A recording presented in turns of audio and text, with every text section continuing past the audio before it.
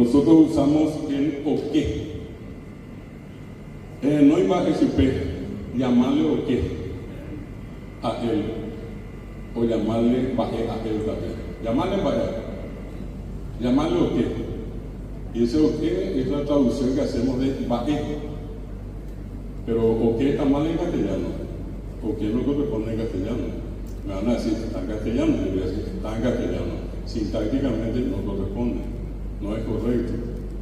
¿Qué significa eso? La interferencia del guaraní, usando un molde castellano. Y a veces decimos en guaraní, llamarle bae. ¿Y qué vamos a hacer? Llamarle bae. Que venga mañana, llamarle bae. O llamarle o qué, de allí viene el o qué. ¿Sí? El otro caso que van a ver ustedes es el caso del luego, que no es el luego de después. Es sencillamente un enfatizador. Es como que yo le quiero decir, ¿qué dice? ¿Dónde ya es para oírlo? Entonces allí entra a eoí, donde eoí, o hazaña de luego. A bebé a eoí, te dije luego, o lo.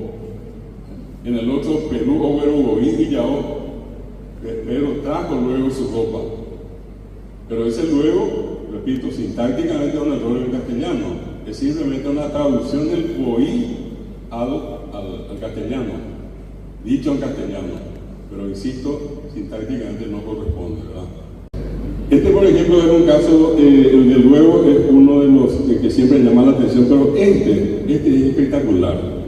Si veo un miga, ojo para ver, si veo eso.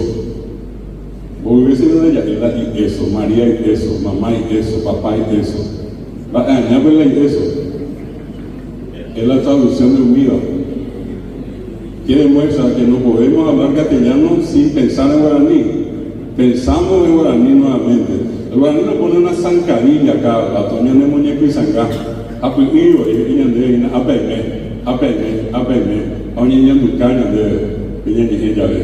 entonces tienen allí el caso de Umiva, y eso genera una expresión en castellano que uno va a decir, porque bien que habla castellano, digo, toda la oración es castellano, pero allí hay un error que no corresponde.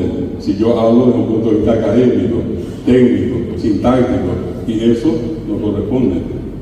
Silverio y eso se fueron a Asunción. Silverio y sus parientes, Silverio y sus amigos, porque preguntía, pero que eran amigos y nada, la gente la inainiruna, Silverio mía, añamos a Silverio y eso, ¿verdad?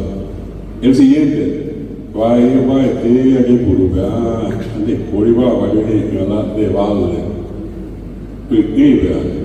Tienen ustedes, por ejemplo, acá el caso de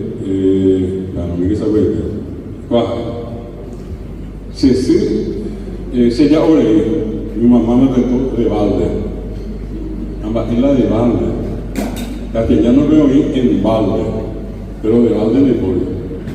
Vino de Valde, me dijo de Valde, se fue de Valde, y hemos a la Valde y poco de guau, pero nada, ahí vea ahí, ese de Valde viene del guaraní Ireí. Ireí me dijo de Valde, o por ahí se fue de Valde, o va por ahí trabajó de Valde, o trabaja de Valde. Y se dan cuenta cómo nosotros generamos en la traducción estructuras no acostumbradas, o sea, no regladas por el castellano como lengua. Nosotros generamos un hablar del castellano con una peculiaridad también muy paraguaya, en este caso con los ejemplos que estoy poniendo. El otro caso, van a ver el que les mencioné hace rato un poco, ¿verdad? El Yumín Serafín, vení un poco, mi hijo. El caso del Sique que les dije recién, Ojocatú, Nenedape, se fue Sique junto a vos. Se fue junto a vos. Pero ñemo, ¿a dónde ya el payo? Entonces ya muy hizo, ¿verdad? Sique. Luego a mí me llamo Juvengo,